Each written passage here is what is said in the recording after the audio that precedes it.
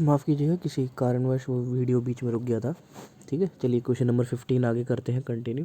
Question number 15 में वो कह रहा है कि एक हाईवे है, ठीक है, एक टावर है, इस टावर के ऊपर एक आदमी खड़ा है, उसने एक गाड़ी देखी, जो गाड़ी पहले 30 डिग्री का एंगल बना रही थी, वो मूव होके आगे आ गई 60 डिग्री के एंगल पे। ये ए है, बी है, सी है, डी है।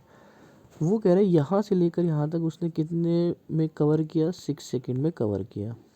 यहाँ से लेकर यहाँ तक आपको निकालना है, कितने टाइम में कवर करेगी, हमने मान लिया टी सेकंड में वो कवर करेगी। ठीक है, अब वो कह रहा है कि यूनिफॉर्म स्पीड से वो चल रहा है, तो हमने मान लिया let speed equals to, speed इसकी ले लेते हैं सपोज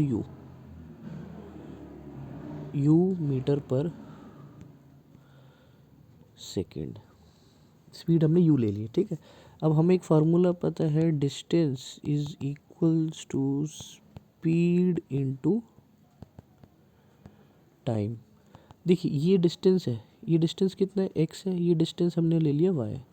तो डिस्टेंस एक्स कितना हो गया, स्पीड हो गया यू, और टाइम कितना लिया इसने, 6 सेकेंड। तो एक्स किसके बराबर हो गया, 6 यू के बराबर हो गया। Similarly y, distance is equals to speed u into time T.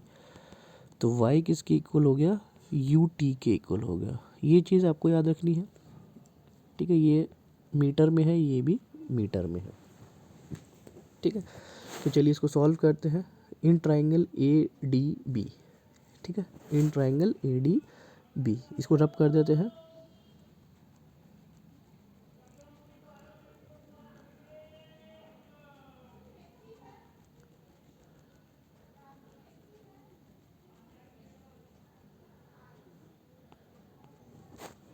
In triangle A D B,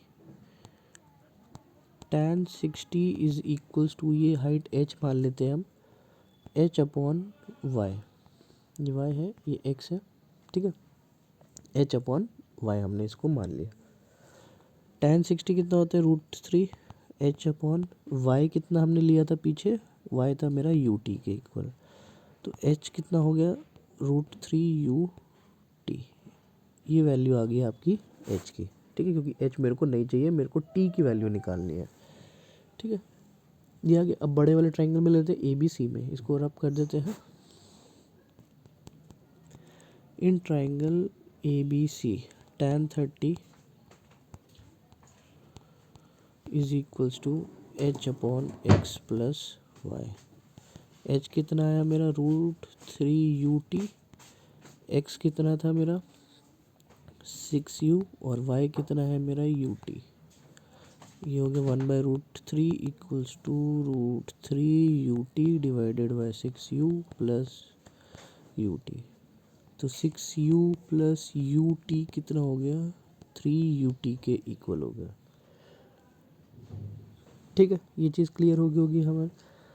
ये इक्वेशन आ गई मेरी, इसको मेरे को सॉल्व करना है, तो इसको रब कर देते हैं। तो मेरे पास क्या आया, 6 u plus u t equals to 3 u t के इक्वल आ गया। ठीक है, यू टी से यू टी कैंसिल कर देते हैं।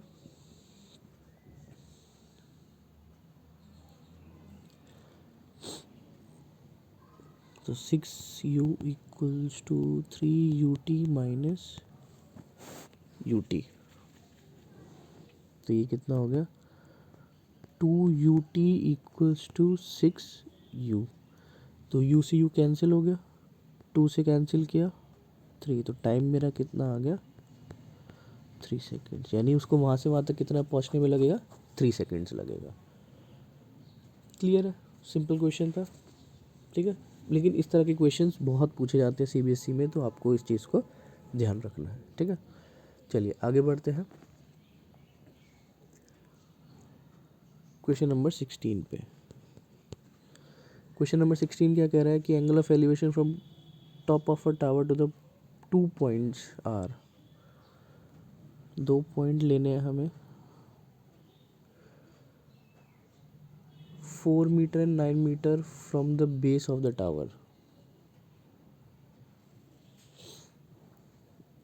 4 मीटर 9 मीटर।